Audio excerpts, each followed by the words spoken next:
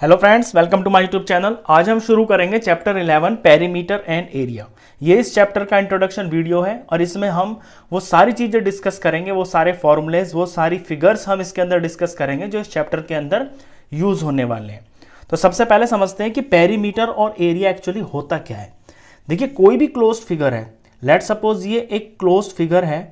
अब ये closed figure कुछ एरिया कवर कर रही है, यानी अंदर का ये जो पोर्शन है ना, ये एरिया होता है।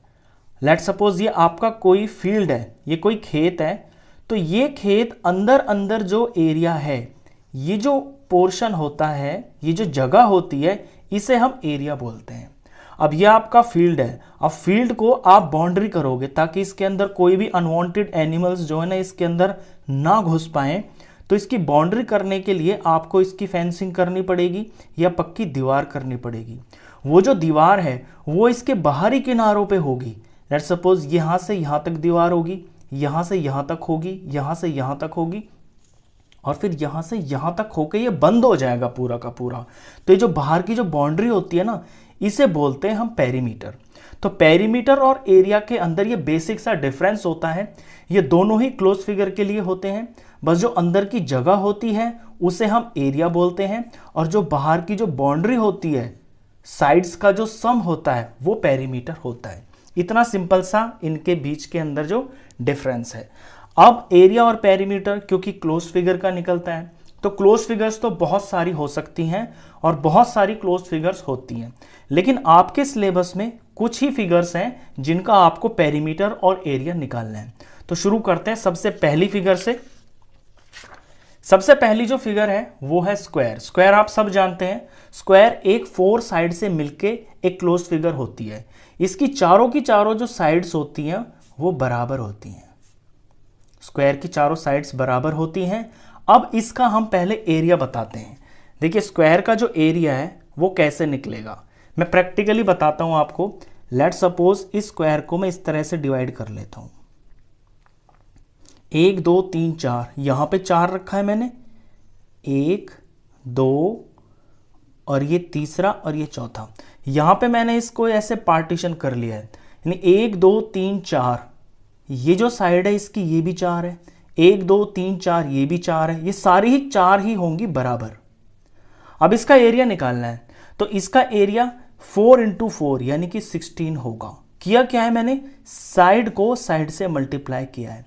अब आप गिन लेना, इसके अंदर ये जो छोटे छोटे बॉक्सेस है ना, ये 16 ही होंगे। 1 2 3 4 5 6 7 8 9 10 11 12 13 14 15 16। तो स्क्वायर का एरिया का सिंपल सा फॉर्मूला बनता है, जितनी उसकी साइड होती है उसको उसी से मल्टीप्लाई कर देते हैं, यानी एरिया ऑफ स्क्वायर होगा साइड मल्टीप्लाई साइड। तो पूरी जगह पता चल जाती है कि अंदर कितनी जगह है। अब आते हैं इसके पेरीमीटर पे। पेरीमीटर यानी कि इसकी बाउंड्री। देखिए, अगर ये यहां से यहां तक 4 यूनिट है, 1 2 3 4, ये 4 के बराबर है, ये भी 4 है, ये भी 4 है, ये भी 4 है। इन चारों को आप प्लस करेंगे तो 16 आएगा। ये इत्तेफाक की बात है कि इसका एरिया और पेरीमीटर न्यूमेरिकली 16 आया है, लेकिन ये अलग भी हो सकता है। तो 4 4 4 4, अगर यहां से यहां तक ये 1 मीटर है, तो 4 मीटर तो यहां तक लंबाई चाहिए, 4 मीटर यहां, 4 मीटर यहां, 4 मीटर यहां। तो टोटल जब इसका सम करेंगे तो ये 16 मीटर हो जाएगा। अब क्योंकि चारों साइड्स बराबर है तो हमें प्लस करने की जरूरत नहीं है, हम सिंपल क्या करेंगे, 4 मल्टीप्लाई साइड कर देंगे। यानी पेरीमीटर निकालने के लिए जो स्क्वायर की साइड दे रखी होगी उसको हम 4 से मल्टीप्लाई कर देंगे, क्योंकि 4 ही साइड होती हैं और चारों बराबर होती हैं। तो सिंपल से ये 2 फॉर्मूले होते हैं इसके अंदर। अब एक चीज यहीं पे मैं आपको बता दूं कि जो एरिया होता है वो 2 यूनिट से मिलकर बनता है। मैं अलग से एक एग्जांपल बताता हूं आपको। लेट सपोज ये स्क्वायर है, इसकी ये साइड 3 मीटर है। अब मुझे निकालना है इसका एरिया, तो एरिया होता है साइड इंटू साइड।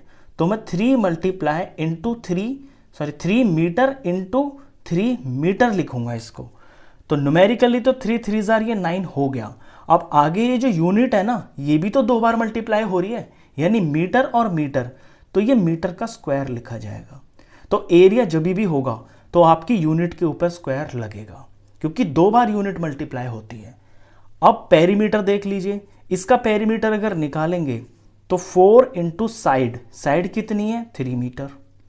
अब यहां पे 4 तो नंबर है और ये साइड है, साइड के अंदर यूनिट लिखी हुई है, तो 4 3 12 हो गया और यूनिट यहां एक ही बार है, तो सिर्फ यहां मीटर लगेगा, क्योंकि जो पेरीमीटर होता है ये सिर्फ एक लेंथ होती है और लेंथ जो होती है वो 1 यूनिट में ही होती है, और एरिया जो होता है वो एक 2 डायमेंशनल होता है, तो उसमें 2 यूनिट्स मल्टीप्लाई होती हैं, तो इसलिए एरिया में हमेशा जो आंसर आएगा और जो यूनिट होगी उसका स्क्वायर जरूर होगा। यहां पे मीटर है तो मीटर का स्क्वायर, अगर यहां सेंटीमीटर होता तो सेंटीमीटर का स्क्वायर। तो एरिया और पेरीमीटर में इस बात का भी आप ध्यान रखेंगे। ये थी फर्स्ट फिगर। अब चलते हैं हम अपनी सेकंड फिगर पे। सेकंड फिगर है रेक्टेंगल। रेक्टेंगल का एरिया देखिए पहले। रेक्टेंगल का एरिया होता है लेंथ इंटू ब्रेड्थ। लेंथ वो होती है जो लंबी होती है, ये हम लेंथ बोलते हैं, और ब्रेड्थ वो होती है जो छोटी होती है। ये भी 4 साइड से मिलके बनती है। जो रेक्टेंगल होता है इसके आमने सामने की साइड्स बराबर होती हैं, 2 लंबी होती है उन्हें लेंथ बोलते हैं, 2 छोटी होती है उन्हें ब्रेड्थ बोलते हैं। अब लेंथ इंटू ब्रेड्थ ये फॉर्मूला बना है, प्रैक्टिकली दिखा देता हूं मैं आपको। 1 2 और ये 3 और ये 4 और 5, ये मैंने इसे 5 डिवीजन कर लिया है, यहां पे ऐसे 5। और ब्रेड्थ के लिए 1 2 3 4 5 6।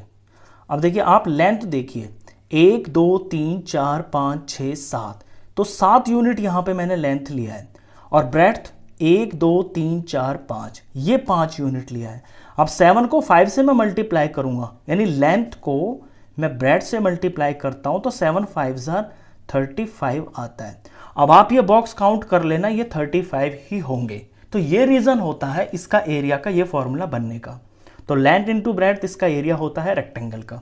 अब आते हैं इसके पेरीमीटर के ऊपर। तो पेरीमीटर होता है इसकी बाउंड्री। अगर ये 7 है तो ये भी 7 होगी सामने की साइड, ये 5 है तो ये भी 5 ही होगी। मैं ओरली बताऊं, 7 7 हो गया है 14 और 5 और 5 हो गया है 10, तो इसका जो पेरीमीटर है वो 24 आएगा। लेकिन हम इसे इस तरह नहीं निकालेंगे, क्योंकि यहां पे 2 तो है लेंथ, तो 2 लेंथ, हम लेंथ को 2 बार मल्टीप्लाई कर लेंगे, और 2 ही है इसके अंदर ब्रेड्थ, और दोनों सेम ही है ये, तो 2 हो गई है इसके अंदर ब्रेड्थ।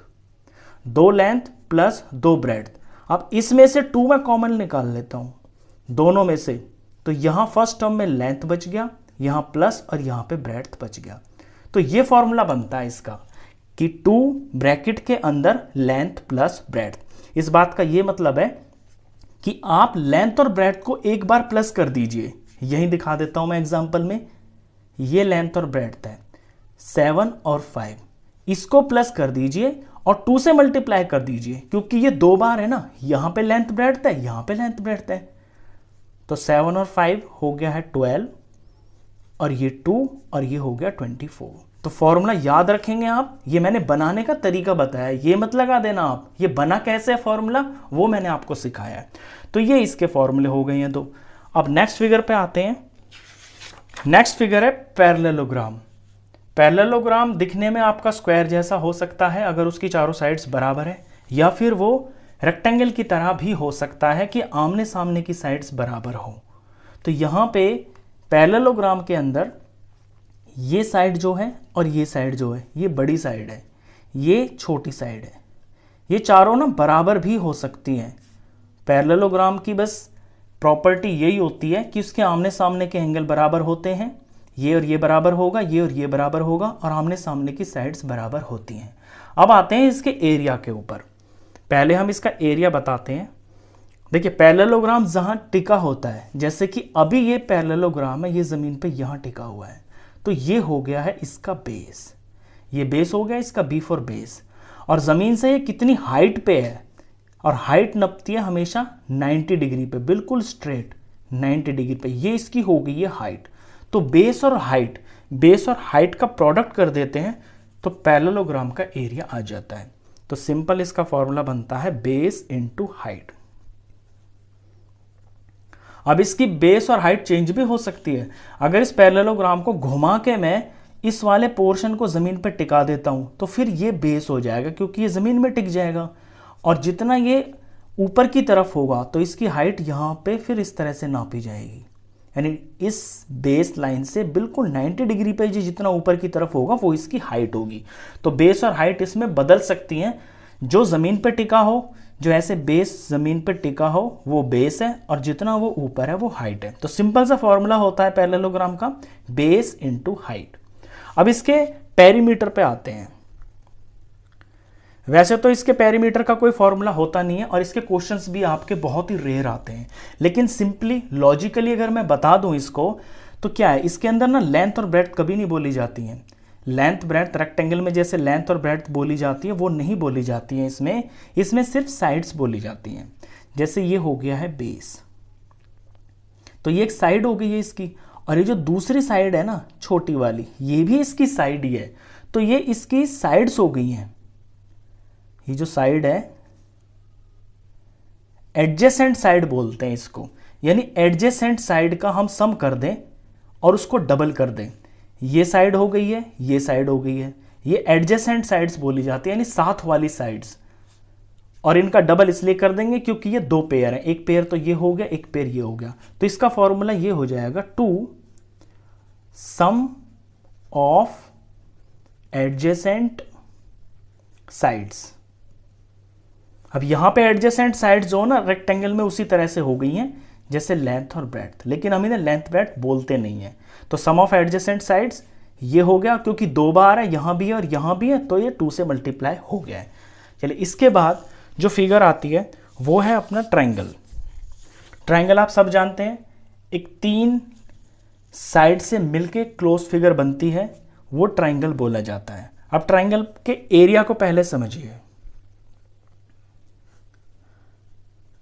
देखिए ट्रायंगल बनता कब है, जैसे मैंने अभी आपको पैरेललोग्राम बनाया, ये पैरेललोग्राम है।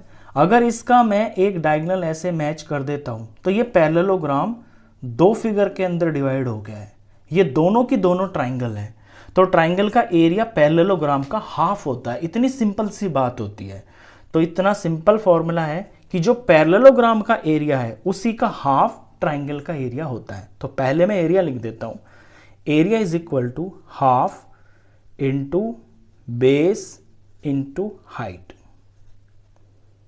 क्यों है हाफ? क्योंकि बेस इंटू हाइट पैरेललोग्राम का एरिया होता है, और पैरेललोग्राम को हम 2 पार्ट में डिवाइड कर दें तो वो ट्रायंगल बन जाता है। अब बेस क्या होगा? बेस वो होगा जो जमीन पे टिका होगा। इसी ट्रायंगल को देख लीजिए, यहां पे ये वाला पोर्शन आपका बेस है, और इसकी हाइट क्या होगी? हाइट वो होगी जो बिल्कुल ऊपर से 90 डिग्री पड़ेगी, वो इसकी हाइट होगी। तो यहां पे ये बेस हो गया है, बी फॉर बेस, और ये चीज इसकी हाइट हो गई है।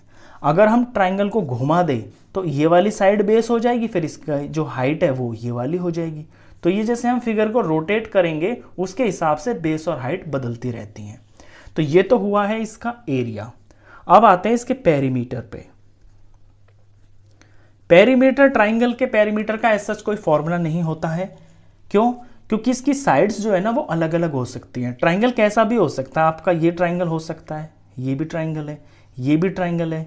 तो ट्रायंगल का पेरीमीटर सिंपली उसकी जो साइड्स होती है ना उनका सम होता है। तो हम यही लिखेंगे, sum of all 3 sides, sum of all 3 sides. एक रेयर केस के अंदर अगर आपका इक्विलैटरल ट्रायंगल है, इक्विलैटरल ट्रायंगल में क्या होता है कि तीनों साइड्स बराबर होती हैं, ये और ये, तो फिर हम लिख सकते हैं कि 3 इंटू साइड। उस केस में ये फॉर्मूला हो जाता है। अदरवाइज ट्रायंगल आपका कैसा भी हो सकता है, उसकी तीनों साइड का जो सम होगा वही उसका पेरीमीटर होगा। तो ये हुआ ट्रायंगल। अब चलते हैं नेक्स्ट फिगर के ऊपर। नेक्स्ट है सर्कल। सर्कल आप कंपास से बनाते हैं, सब जानते हैं। कंपास खोलते हैं, वो रेडियस होता है, सेंटर पे रखते हैं और ये सर्कल बना देते हैं। तो जितना हम कंपास पे खोलते हैं वो होता है रेडियस। अब इसमें रेडियस से अलग और कुछ होता ही नहीं है सर्कल में, तो जो फॉर्मूला बनेगा वो भी रेडियस से ही बनता है। पहले इसके एरिया पे ही आ जाते हैं। तो सर्कल का एरिया होता है पाई आर स्क्वायर। आर यहां पे रेडियस से मतलब है, आर का मतलब है रेडियस। पाई की जगह पे कहीं पे 22/7 होगा और कहीं आपको स्पेशली बोल दिया होगा कि पाई की जगह 3.14, ये यूज़ कीजिए। ये प्रूफ्ड है कि आपको पाई की जगह 22/7 या 3.14 ही लेना है। ये मैथमेटिकली प्रूव्ड है, पाई की वैल्यू है ये। तो जहां भी पाई आएगा, अगर आपसे स्पेशल कहा जाए कि पाई की जगह 3.14 लीजिए तो फिर यही लेना है, और कुछ भी ना कहा जाए क्वेश्चन के अंदर तो फिर 22/7 आप ले सकते हैं। तो यह है इसका एरिया। अब आते हैं इसके पेरीमीटर पे। तो एरिया तो हो गया इसके अंदर की जगह, और पेरीमीटर यानी इसकी बाउंड्री। ये बाउंड्री इसकी गोल होती है ना, तो सर्कल के पेरीमीटर को हम एक दूसरे नाम से जानते हैं, वो होता है सरकमफ्रेंस। सरकमफ्रेंस। सर्कल के लिए हम पेरीमीटर का यूज नहीं करते हैं, लिखा मैंने जस्ट इसलिए ताकि आपको ये कंफ्यूजन क्लियर हो जाए कि पेरीमीटर सरकमफ्रेंस एक ही होता है। क्योंकि ये गोल होता है तो इसका नाम हम सरकमफ्रेंस रख देते हैं। अब सरकमफ्रेंस इसका निकलता है फॉर्मूला 2πr, यानी 2 और पाई लगा देंगे और जितना रेडियस होगा उससे मल्टीप्लाई कर देंगे। तो इसकी जो गोल बाउंड्री है ना, अगर मैं यहां से स्टार्ट करता हूं तो यहां से लेके यहां तक ये कितनी लंबाई होगी, ये जो बाउंड्री है ये मुझे पता चल जाएगी इस फॉर्मूले से। तो ये हुआ सर्कल। सर्कल के ये सिंपल से 2 फॉर्मूले। अब आते हैं कि ये जितने भी फिगर्स आपने करी हैं, जितने भी फॉर्मूलेज आपने सीखे हैं, इनके डायरेक्ट क्वेश्चन तो आएंगे ही आएंगे, लेकिन इनकी जो एप्लीकेशन है, इनका जो यूज है रियल लाइफ के अंदर भी, उससे रिलेटेड भी आपके क्वेश्चंस आएंगे। एक सिंपल सा एग्जांपल बताता हूं मैं आपको। लेट सपोज ये कोई आपका रेक्टेंगुलर प्लॉट है। इस प्लॉट के अंदर यहां पे एक स्विमिंग पूल है और ये स्विमिंग पूल सर्कल है, ये है स्विमिंग पूल। अब इतना पोर्शन तो ये स्विमिंग पूल का है और बाकी जितना भी प्लॉट है ना, उस सारे प्लॉट के अंदर ग्रास लगी हुई है। अब आपसे पूछ लेगा कि ग्रास का एरिया बताइए, तो क्या करेंगे, पूरा जो प्लॉट है, पूरे प्लॉट के अंदर से ये जो स्विमिंग पूल है इसका एरिया माइनस कर देंगे तो ग्रास का एरिया पता चल जाएगा। तो इस तरह की जो एप्लीकेशंस है, जो रियल लाइफ में जो यूज होंगी, उस तरह के क्वेश्चंस भी आपके इसके अंदर आएंगे। एक एग्जांपल और बता देता हूं। लेट सपोज ये एक स्क्वायर है और इस स्क्वायर के अंदर यहां पे एक ऐसे ट्राइंगल शेप है, ये वाला, ये जितना मैं ब्लू पार्ट कर रहा हूं, ये वाला। इस ट्रायंगुलर पार्ट के अंदर पार्क लगा हुआ है, इतने पार्ट के अंदर, और बाकी का पोर्शन खाली है। बाकी का पोर्शन पूरी तरह से खाली है। तो आपसे ये पूछ लेगा कि खाली का एरिया बताइए। अब देखिए जो खाली है, ये जो शेप है, ये कोई शेप आपको समझ तो आ नहीं रही है, तो इसका एरिया कैसे निकालेंगे। लेकिन जो शेप्स आपको समझ में आ रही है उनका यूज कर सकते हैं आप। यहां पे पूरा का पूरा ये क्या है, स्क्वायर। स्क्वायर में से, पूरे में से आप ये ट्राइंगल माइनस कर दीजिए।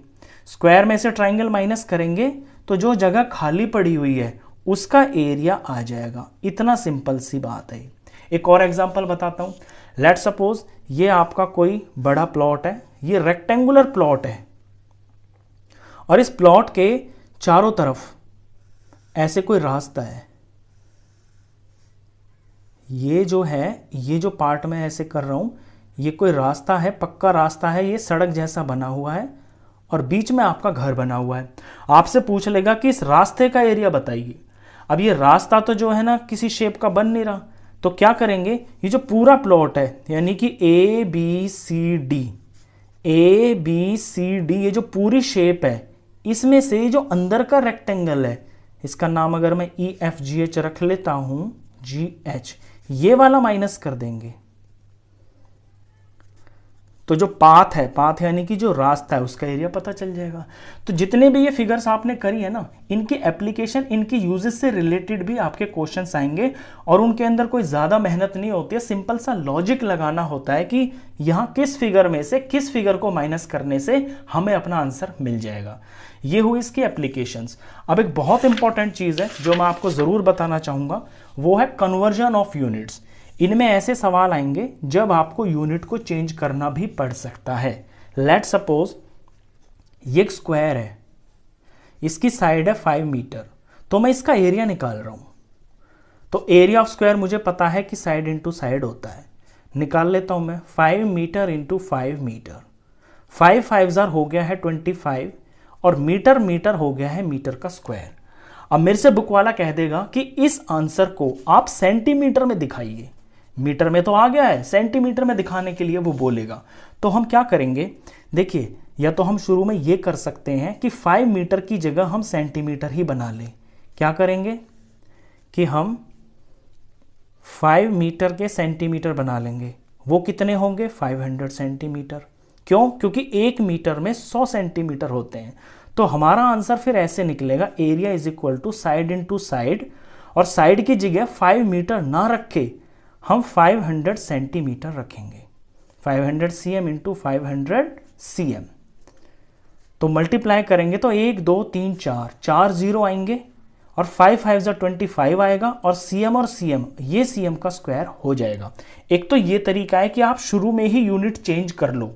अगर आप शुरू में यूनिट चेंज नहीं करते हो तो फिर क्या होगा, फिर देखिए, लेट सपोज मैंने ये आंसर मीटर में ही निकाल लिया है, तो ये आया है मेरा 25 मीटर का स्क्वायर।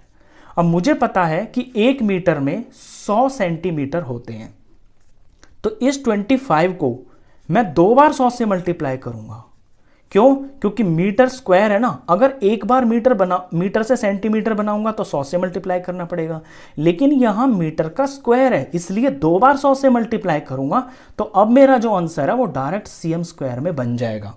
अब मैं इसका आंसर अगर लिखूं तो ये 25 हो गया, 1 2 3 4 मल्टीप्लाई करके ये 4 0 भी आएंगे, ये cm का स्क्वायर है। तो अगर आप अपना आंसर किसी बड़ी यूनिट में निकाल रहे हैं और उसके बाद उसको छोटी यूनिट में चेंज कर रहे हैं, तो ये देख लेना कि उसके अंदर कितने पार्ट होते हैं। जैसे कि 1 मीटर में 100 सेंटीमीटर होते हैं, तो फिर आप उसको 2 बार 100 से मल्टीप्लाई करना। ये एरिया के लिए बता रहा हूं मैं। पेरीमीटर में ऐसी कोई टेंशन ही नहीं है कि पेरीमीटर में क्या होगा। जैसे 5 मीटर है तो इसका पेरीमीटर कितना होगा, 4 इंटू 5 मीटर, तो ये हो गया है 20 मीटर। अब 20 मीटर को मुझे सेंटीमीटर बनाना है, तो सिंपली 20 को मैं 100 से मल्टीप्लाई कर दूंगा, क्योंकि यहां मीटर एक ही बार है तो एक ही बार 100 से मल्टीप्लाई करूंगा, तो ये हो जाएगा 2000 सेंटीमीटर। यहां पे 2 बार करने का जो रीजन है वो आप समझ गए होंगे, क्योंकि यूनिट के ऊपर स्क्वायर लगा होता है तो उतनी ही बार मल्टीप्लाई किया जाता है। इस तरह के क्वेश्चंस भी आपके आएंगे। तो इस वीडियो में बस इतना ही। क्वेश्चंस के लिए मिलते हैं हम नेक्स्ट वीडियो में। इंट्रोडक्शन आपका खत्म हुआ, तो मिलते हैं फिर नेक्स्ट वीडियो में। तब तक के लिए गुड बाय।